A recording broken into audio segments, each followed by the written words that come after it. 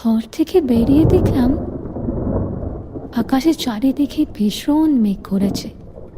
চারিদিক পুরো অন্ধকার, হয়তো আর কিছুক্ষণের মধ্যেই বৃষ্টি নামবে। ঘড়ির দিকে তাকিয়ে দেখলাম 6:30 বাজছে। এইরকম ওয়েদারে ও যদি সঙ্গে থাকতো, সময়টা একটু ভালোভাবে কাটানো যেত।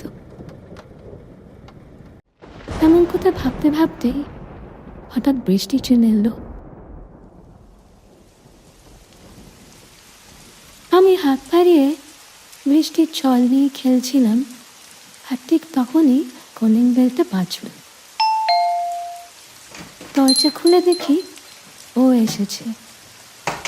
এমনিতেই অন্যদিন এত তাড়াতাড়ি অফিস থেকে ফিরে না, তাই জিজ্ঞেস করলাম, কি গো, আজ হঠাৎ এত তাড়াতাড়ি অফিস থেকে ফিরলে তুমি? ও বলল, তোমার জন্য একটা সারপ্রাইজ আছে।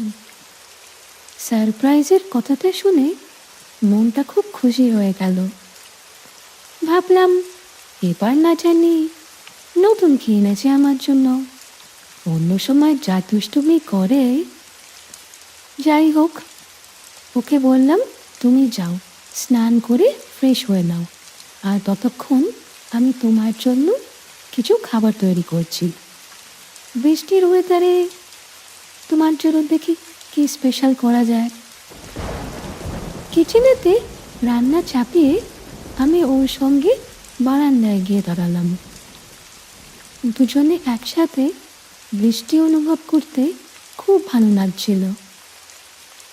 ওর কাঁধে মাথা রেখে বৃষ্টির শব্দ শুনতে শুনতে কোথায় যেন হারিয়ে গেছিলাম। হঠাৎ কলিং বেলের আওয়াজে আমার ঘোর ভাঙল। ইচ্ছা না থাকা সত্ত্বেও যেতে হবে। দেখি এইরকম মুহূর্ত নষ্ট করবার জন্য কে এসেছে।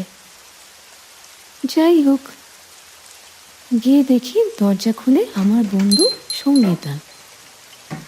বললাম, কি রে, হঠাৎ কি ব্যাপার? ও আমাকে বলল, আর বলিস না, বৃষ্টিতে একদম ভিজে গেছি। তোর বাড়ির সামনে দিয়ে যাচ্ছিলাম, তাই ভাবলাম ড্রেসটা চেঞ্জ করে নিই, তাহলে আবার ঠান্ডা লেগে যাবে। আর তুই তো জানিস 2 দিন বাদে আমার এক্সামও আছে। তাই আমি আর কিছু আটকালাম না, বললাম, যা তাড়াতাড়ি গিয়ে ড্রেসটা চেঞ্জ করে নে। কিছুক্ষণ বাদে আমারই একটা সালোয়ার কামিজ পরে সোফাতে বসলো, সঙ্গে আমি আর আমার হাজব্যান্ড। আমরা গল্প শুরু করলাম। আমার বন্ধুকে দেখতে যথেষ্ট সুন্দর এবং শরীর যথেষ্ট সুদল। আমার বরের চোখ খালি খালি চলে যাচ্ছিল তার শরীরের দিকে। এমন সময় হঠাৎই ও আমাকে বেডরুমে ডেকে নিয়ে গেল আর বলল, দেখবে তোমার জন্য কি সারপ্রাইজ এনেছি আজকে। আমি বললাম, ঘরে আমার বন্ধু বসে আছে, হঠাৎ তুমি আমাকে এভাবে বেডরুমে ডেকে নিয়ে এলে, কি ভাববে বলো তো ও? আমার কথাবার্তার কোনো কিছুতেই ও কান না দিয়ে আমাকে জাস্ট জড়িয়ে ধরল আর আমার চোখ নাক কানে চুম খেতে লাগলো। আমি যত ওকে বাধা দেওয়ার চেষ্টা করলাম, ও ততই আমাকে জোরে জড়িয়ে ধরল। আর আমিও বাধা দিতে দিতে কখন যে ওর ভালোবাসায় বিভোর হয়ে পড়েছি বুঝতেই পারিনি। কিছুক্ষণ বাদে যখন আমার চোখ খুলল, দেখলাম পর্দার আড়াল থেকে আমার বান্ধবী আমাদের দেখছে।